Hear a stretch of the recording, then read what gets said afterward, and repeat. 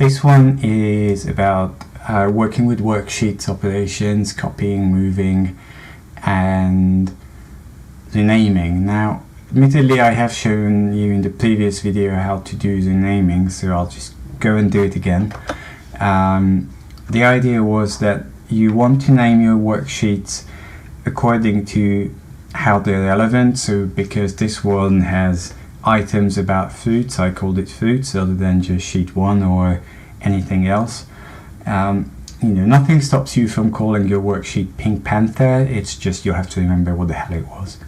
The way you rename a sheet is you come down here and you double click with your mouse on your sheet name and then just call it something you want. So Pink Panther.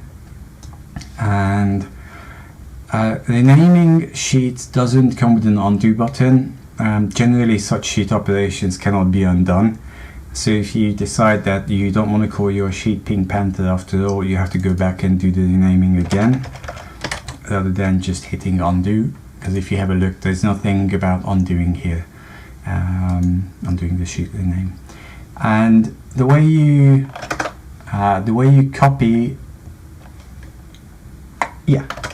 copy sheet is you can one option, you press and keep pressing the control button on your keyboard and you click and drag this, and see how there's a new sheet icon with the plus sign. If you let go of it, now you have a fruit 2, so you've just copied it. That's one option.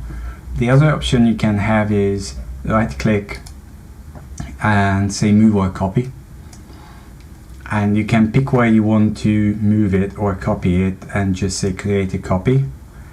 So let's say move to the end, create copy, and we'll end up with fruits 3. So that's your basic moving and copying.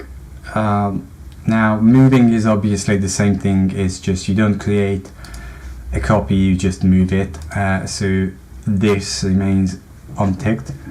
And if you want to move or copy to another sheet, another book really, in here, in your drop down, you can either create a new one or pick one that's already open. So now I have the Excel sample data open and I want to move it to the end, and it just has been moved here. And obviously if you move it, that means the original gets deleted.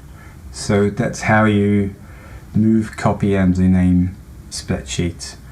Next one will be on formulae and functions, and we'll just get on with arithmetic formulas and good practices. So keep watching, it gets interesting. Thank you.